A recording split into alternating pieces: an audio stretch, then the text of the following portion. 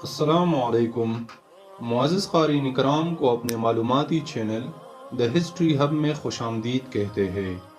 ناظرین اکرام کے معلومات کے لیے ہم نے ٹیپو سلطان شہید کی زندگی اور کارناموں پر مشتمل ایک سلسلہ شروع کر رکھا ہے، جس میں ہم نے ٹیپو سلطان شہید کے مشہور معرکوں کا احوال جاننے کی کوشش کی ہے۔ ناظرین سے درخواست ہے کہ چینل کو سبسکرائب کریں اور آخر تک ہمارے ساتھ رہیے۔ معزز قارئین کرام، اس قسط میں ہم سرنگائی پٹن کا خونی معرکے کا احوال جاننے کی کوشش کریں گے۔ دشمنوں کا سیل بے پناہ قلعہ سریرنگ پٹن کی دیواروں سے ٹکرا رہا تھا۔ سلطانی لشکر قلعے میں محصور مدافعات کی آخری اور ناکام جدوجہد میں لگا ہوا تھا۔ اس نازک وقت میں جبکہ سارا کارخانہ درہم برہم ہو چکا تھا، سلطان نے مشیتی ایزدی پر توکل کر کے کسی اور جگہ منتقل ہونے کا ارادہ نہیں کیا، اور حمیت سلطانی نے آخر وقت تک جان لڑا دینے کا دلیرانہ عزم کر لیا۔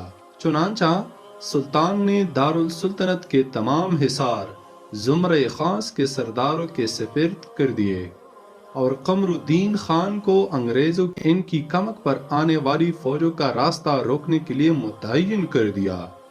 شہزادہ فتح حیدر کو تمام عسکر دے کر سلحداروں پر نیاز ناردار اور دوسرے میرماہ کے ہمراہ کریکٹ کے میدان میں روانہ کر دیا۔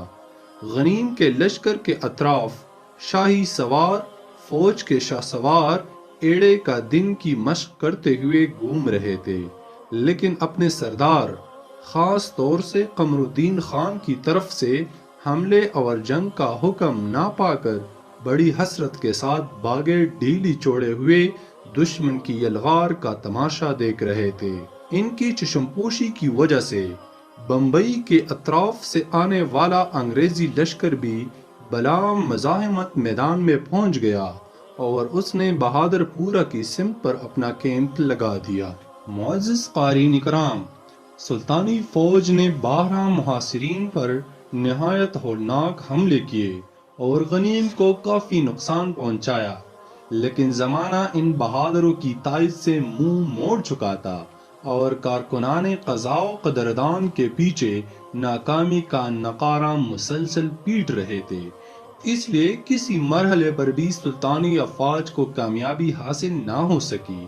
صرف مہتاب باغ کا مورچہ ایسا تھا کہ تابڑ توڑ حملوں اور 1000 سپاہیوں کو کٹوانے کے باوجود غنیم کا 1 انچ بھی آگے نہ بڑھ سکا تھا۔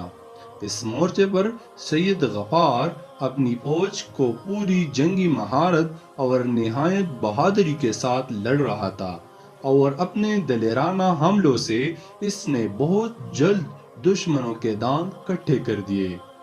غنیم کی فوجیں سیل بے پناہ کی طرح اس مورچے سے ٹکرا رہی تھی، لیکن سید غفار پامردی کے ساتھ چٹان کی طرح قلعے کے سامنے ڈھال بنا ہوا کڑا تھا۔ ممکن تھا کہ مہتاب باغ کے اس مستحکم مورچے سے سر ٹکرا کر غنیم نیم جان ہو جاتا، لیکن غداروں کی زیر زمین کا رویہ رنگ لائے بغیر کیسے رہ جاتی۔ چنانچہ بدبخت درباریوں نے سلطان کے سامنے الٹی سیدھی تجویزیں رکھ کر اس جوان مرد خیرخواہ کو مہتاب باغ سے ہٹا دیا اور ایک دوسرے نااہل سپہدار کو اس جگہ متعین کرا دیا، اور اس اہم مورچے پر سے سید غفار کے ہٹتے ہی انگریزوں نے معمولی سعی و جدوجہد کے بعد ہی اس کو فتح کر لیا اور توپوں بندوقوں سے مسلح کر کے وہاں سے قلعے پر چڑھائی شروع کر دی۔ مہتاب باغ کے سقوط کے ساتھ ہی محصورین کی امیدوں کا چراغ یک لخت گل ہو گیا۔ معزز قارئین کرام، اس وقت سلطان نے موسیو سیپو فرانسیسی کو بلا کر اس سے دریافت کیا کہ اس مرحلے پر تمہاری کیا رائے ہے۔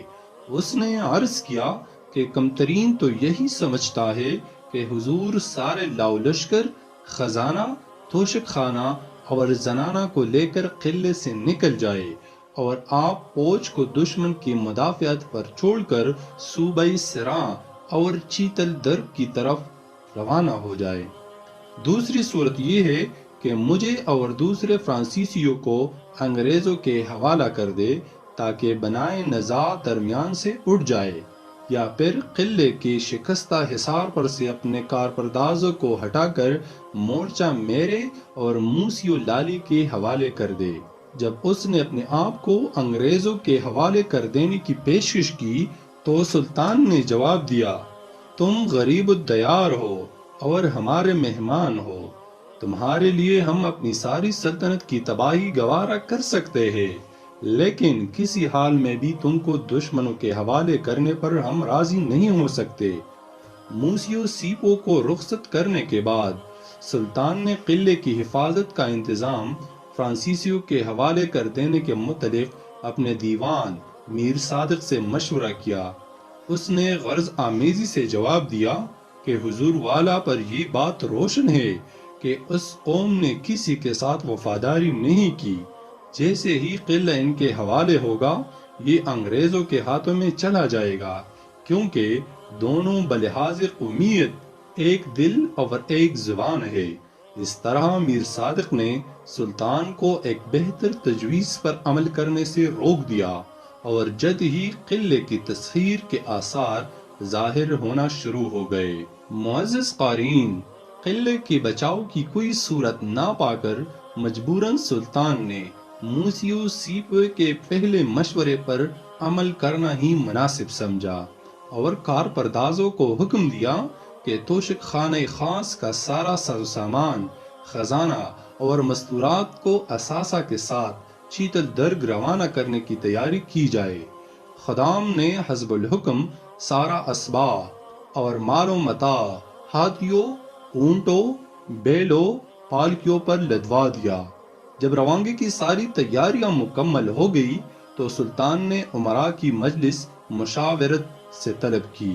اس موقع پر غدار بدرالزماں خانہ ناتا نے بلا تامل عرض کیا، حرم شاہی ملکہ عالیہ خزانہ اور شہزادوں وغیرہ کو روانہ کر دینے کی وجہ سے آپ کی موجودگی کے باوجود جان نثار ہمت ہار بیٹھیں گے اور دارالسلطنت کا شیرازہ منتشر ہو کر رہ جائے۔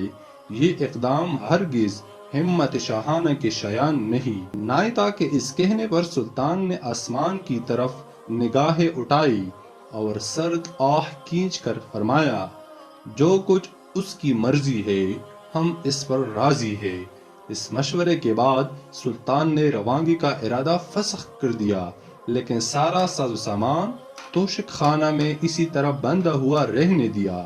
اسی دن بدخواہوں کے مشورے سے غازی خانہ کو جو قید میں تھا حسب الحکم قتل کر دیا گیا۔ معزز قارئین، آخرکار قلعے کی دیوار غنیم کی گولہ باری سے منہدم ہو گئی اور اس نے قلعے میں داخل ہونے کے لیے پیش قدمی شروع کر دی۔ غداروں نے اس اہم واقعے کی خبر بھی سلطان کے کانوں تک پہنچنے نہ دی۔ آخر ماہ ذی قعدہ کی 27 تاریخ کی رات کو حکومت کے غداروں کی سازش اور فتنہ انگیزی کا سارا حال سلطان پر کچھ اس طرح کھل گیا جیسے غیب سے ان کو اس کا القاء ہوا ہو۔ دوسرے دن صبح انہوں نے نواب میر معین الدین کو ایک تہہ کیا ہوا کاغذ دیا۔ اس میں چند اشخاص کے نام لکھے ہوئے تھے اور ان کے قتل کا حکم تحریر تھا کہ آج رات اس نوشتے کی تعمیل کی جائے۔ بے خبر نواب نے سر دربار ہی وہ کاغذ پڑھنے کے لیے کھول دیا۔ اتفاق سے ایک فراش نے جو اس کے قریب ہی کھڑا ہوا تھا اور نوشت خوان سے واقف تھا، اس کاغذ کو اپنی منحوس نظروں سے دیکھ لیا۔ اس سب پر سب سے پہلا نام اس مفتری یعنی میر صادق کا تھا۔ بدبخت فراش نے یہ خبر اس مکار تک پہنچا دی کہ یہ رات تمہارے لیے قبر کی رات ہوگی۔ اس نے آگاہ ہوتے ہی قلعے کی شکستہ دیوار پر سے برج اور فصیل کے محافظوں کو تنخواہ کی تقسیم کے بہانہ مسجد اعلیٰ کے پاس جمع کر لیا اور موقع کا انتظار کرنے لگا۔ معزز قارئین کرام، نمک حراموں نے سید غفار کے شہید ہوتے ہی سفید رومال ہلا ہلا کر انگریزی فوج کو جو ندی کے جانب حملے کے لیے جمع ہو گئی تھی اس سانحے سے آگاہ کیا اور ان کو ان کے دوپہر 3 گھڑی پر قلعے میں داخل ہو جانے کا اشارہ کیا۔ حسب ایما انگریزی فوج نے اس سے پہلے کہ سلطانی فوج برج اور فصیل پر جمع ہو جاتی شکستہ حصار کی راہ سے چڑھائی کر دی اور تھوڑی سی جدوجہد کے بعد قلعے میں داخل ہوئی۔ محصور فوج اگرچہ اس مقام پر نہایت تیزی سے جمع ہو گئی اور ہتھیار سنبھال کر بہت کچھ ان کا راستہ روکنے کی کوشش کرنے لگی، لیکن ہر طرف سے ایسا حشر برپا ہوا کہ اس کا تدارک کسی کے بس میں نہیں رہا۔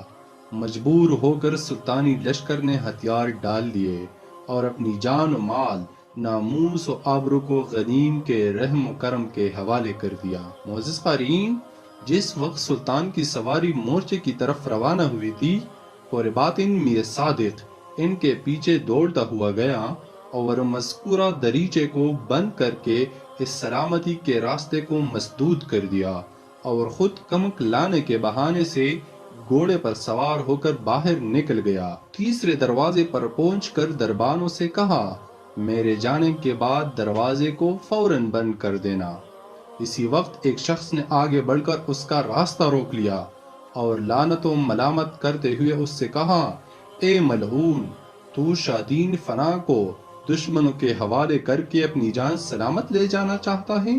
لے، اب میں تیرے کیے کا پل تجھے چکھائے دیتا ہوں۔ یہ کہہ کر اس نے تلوار کا ایسا بھرپور ہاتھ مارا کہ وہ غدار گھوڑے سے چکرا کر گر پڑا۔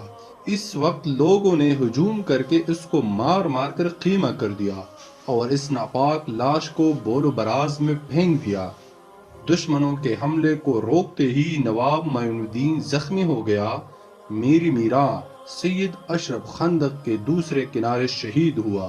شیر خان میر آصف ایسا گم ہوا کہ پھر اس کا پتہ نہ چل سکا کہ کہا گیا کیا ہوا۔ ناظرین کرام، جب سلطان محاذ پر پہنچے تو انہوں نے فوراً ہی بانپ لیا کہ ملازمین سرکار صریحاً حرام خوری کر رہے ہیں اور جرأت و دلیری کا موقع ہاتھ سے یکسر نکل چکا ہے۔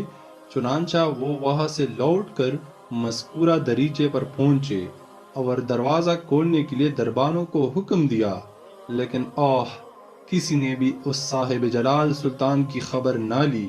حالانکہ میر ندیم قلعہ دار چند پیادوں کے ساتھ اسی دریچے کی چھت پر بیٹھا ہوا تھا، اس نے بھی پاس نمک کو بلا کر اس طرف سے رخ پھیر لیا۔ نجات کا واحد راستہ بند تھا اور قلعہ شکن سلطان اپنے ہی قلعے کے دروازے پر بے یار و مددگار کھڑا ہوا ان حملہ آوروں کو دیکھ رہا تھا جو گولیاں برساتے ہوئے قریب پہنچ چکے تھے۔ کوئی اور ہوتا تو ہیبت و خوف کے مارے پتھر کی طرح بے حس بنا کھڑا رہ جاتا، لیکن سلطان کی رگوں میں اسلامی حمیت و غیرت کا خون گردش کر رہا تھا۔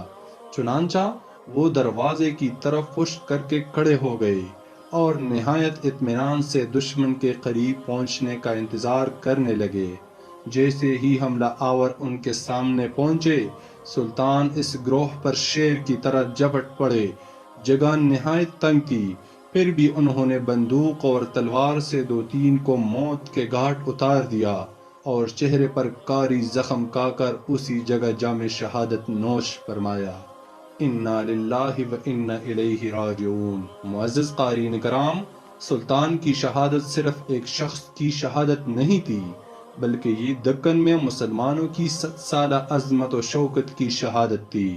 اس شکست کے بعد مسلمانوں کا جو حال ہوا، جس طرح ان کے مال و متاع، ناموس و آبرو کو تاراج کیا گیا، وہ بہرحال ناقابل بیان ہے۔ مختصراً یہ کہ انگریزوں نے قلعے کے سارے مقامات پر قبضہ کر لیا۔ جو فرانسیسی وہاں مقیم تھے وہ سلطان کے محل سے نکل آئے اور انہوں نے فاتح فوج پر 2-3 بار گولی کی باڑ چلا کر اپنے آپ کو اسیر کرا دیا۔ سلطنتی خدادات کے جتنے خزانے اور مال و اسباب اور سلطان کے بے حساب و بے شمار اثاثہ، سارے کا سارا ان اجنبی لٹیروں کے ہاتھ لگ گیا۔ انگریز سپاہی جو غذا اور غلے کی کمی کی وجہ سے فاقوں سے مر رہے تھے، ان کے لشکر میں گرانی کا یہ حال تھا کہ ایک آثار چاول 2 روپیہ میں بکری کی ایک ران، 3 روپیہ میں گھاس کا ایک پشتارا، 2 روپیہ میں ارزاں سمجھا جاتا تھا۔ سرنگا پٹن کی لوٹ سے چشم زدن میں تونگر ہو گئے۔